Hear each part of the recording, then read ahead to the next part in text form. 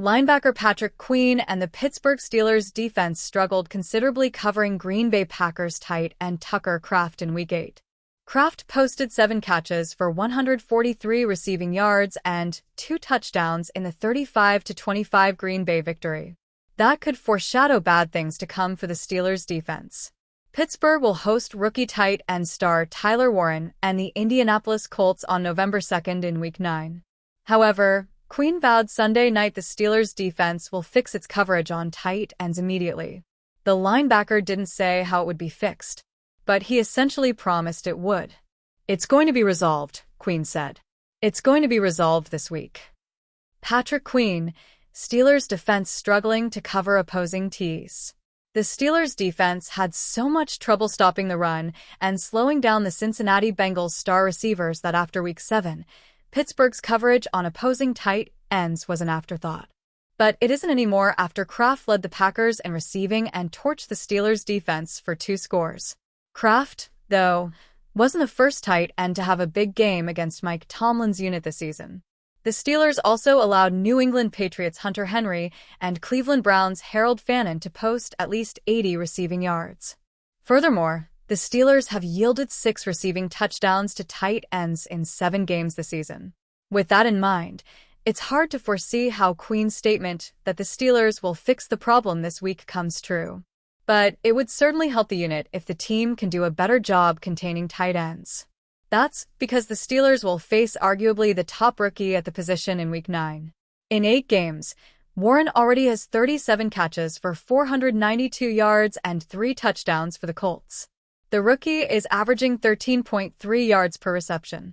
Warren doesn't have any massive receiving games, but he has posted more than 50 yards every week, but 2. Warren has also scored all 3 of his touchdowns since the start of October. Steelers' historic bad night versus Tucker Kraft. Kraft broke out with 50 catches, 707 receiving yards, and 7 touchdowns last year. So his production against the Steelers' defense didn't come out of nowhere. Having said that, it was an historically bad night in pass coverage against the tight end. Kraft had more yards after the catch than any other tight end in the NFL since 2018 against the Steelers on Sunday. Kraft was also the first tight end to eclipse the 140 receiving yards mark and score twice versus the Steelers since Jackie Smith did that in 1963. Tucker Kraft is the first TE to post 140-plus yards and 2 TDs against the #Steelers since Hall of Famer Jackie Smith in 1963. A historic night against Pittsburgh. It also wasn't like the Steelers were doing a good job covering all the other Packers pass catchers besides Kraft. At one point during the second half, Green Bay quarterback Jordan Love completed 20 consecutive passes. It's unknown where that stands all-time in Packers history. But Brett Favre only had 1 consecutive passes streak of 20 in his career, and Aaron Rodgers never completed 20 passes in a row with Green Bay. The Steelers have a lot to fix on defense. Covering opposing tight ends, though, appears to be one of the biggest things after Sunday. It was a night of reunions as the Green Bay Packers traveled to Pittsburgh to take on their former franchise QB, Aaron Rodgers, and the Steelers. It had all the makings of a highly anticipated game. Both teams are at the top of their respective divisions. Both starting QBs are having good seasons, and we got to see a Hoff QB battle against his successor for what may very likely be the only time ever. After a slow first half for the Packers, the second half was all Green Bay, and the Packers came out victorious with a score of 35-25. Check out the winners and losers from an exciting Sunday night football matchup. The king of the YSC struck again, and on National Tight End Day, he had a career night. Tucker Kraft, the man that you are. Kraft was Jordan Love's most targeted player last night, seeing 9 throws come his way. He caught 7 of them for a career-best 143 yards and 2 TDs for a 20.4 average. I don't know the exact number, but I do know that most of his yards came after the catch, because that's just what he does. Kraft looked exceptional last night, not only as a pass catcher, but as a blocker as well. Simply put, he does what the Packers need him to do, basically every time. When they need a first down, he'll get them a first down plus 15 more yards. When they need a touchdown, he'll give you one of the most exciting scores you'll see all day. Kraft will be due for a payday soon, and I think the Packers need to consider giving him whatever he wants, because this is a guy you don't let go of. Welcome back, buddy. 294 days after tearing his ACL in the team's final regular season game against the Chicago Bears, Christian Watson saw his first 2025 game action, and he looked great. As the team still works, are they working towards this? To get rookie Matthew Golden completely integrated into the offensive game plan, they've been missing Watson's presence as a deep threat and blocker. Last night, the offense was on another level once Watson made his mark. The WR caught all 4 of his targets for 85 yards and a 21.3 average, best in last night's game, including a huge 33-yard pickup on third down. The team is better with him on the field, and he proved it last night. Loser. Whoever cleared Brandon McManus. After 2 weeks of Lucas Havrizik being on absolute fire, including setting a new franchise FG record with a 61-yard kick, regular starter Brandon McManus was cleared to play. He responded by missing 2 field goals, which looked like they would be game changers until the Packers got going in the second half. McManus has been their rock at the position since they struggled to replace Mason Crosby, so I understand why the Packers would want to go back to him, especially after locking him up with a contract extension. However, I just don't think he was ready, as evidenced by the point swing after the missed field goals. Yes, Lucas Havrizik has a small sample size as a Packer, but it's an absolutely perfect sample size.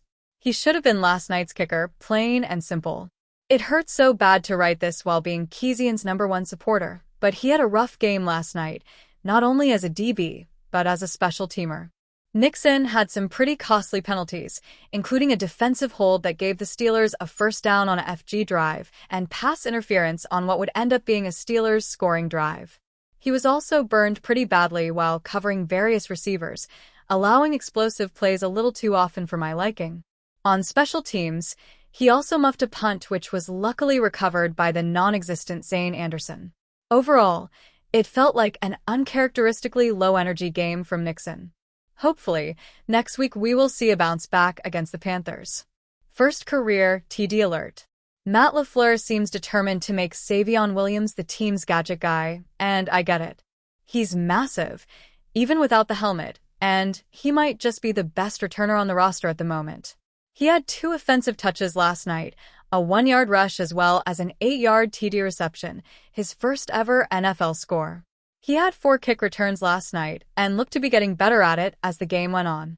I've got to say, I didn't have Savion scores a TD before Matthew Golden on my 2025 bingo card, but that's life. In the words of the great Tyler Brook, dat boi fast. Jaron Cooper was all over the field last night and was an absolute difference maker. He was within a hair of a rare Aaron Rodgers interception, and Rodgers' face afterwards can only be described as seeing ghosts. His speed last night was superhuman as he made tackles right at the point of catch, or at the line of scrimmage, and he had one of the most clutch plays of the game with a forced fumble on the Steelers' 5th drive of the second half. Cooper has never heard of a sophomore slump. Just an absolute beast. Loser. The offense on third downs. The first half of the game was a rough one for the offense, especially on third down. The team failed to convert almost every single third down in the first half, due almost entirely to dropped passes. Jordan Love, who we'll get to in just a moment, had an absolutely awesome game, which would have looked even better had his pass catchers hung onto the ball. When the offense is rolling, they're difficult to stop. They just need to roll. The Pittsburgh Steelers dropped their second game in a row this week, losing 35-25 to the Green Bay Packers. The loss drops them to 4-3, still leading the AFC North, but quickly losing the huge lead they had just 2 weeks ago. Many things stood out in the brutal loss, but nothing more than the absolute clinic that Packers quarterback Jordan Love put on in the second half. He completed 20 consecutive passes at one point, routinely finding open receivers at all levels of the field. It was a brutal reminder that the Steelers' defense has a fatal flaw that may be impossible for them to overcome this season. At the very least, something has to change if they're going to figure things out. Pittsburgh Steelers' defense unravels as Packers' Jordan Love exposes their slow secondary. The Steelers went all in on adding veteran talent to their secondary this offseason, headlined by the trade for Jalen Ramsey. The signings of Darius Slay, Juan Thornhill, and Chuck Clark continued that trend, banking on experience and savvy to help improve the pass defense. It was an interesting idea, but it looks like a disaster through 7 games. Darius Slay has been an outright liability by every metric. The safeties have been either average or painfully slow, and even Jalen Ramsey looks like just a good not great corner at this point in his career.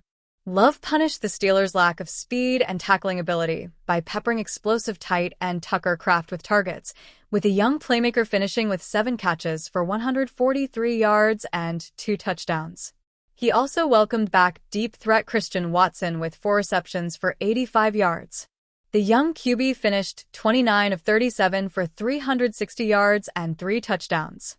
It has become painfully obvious that the secondary can't cover well enough to slow down even average passing offenses.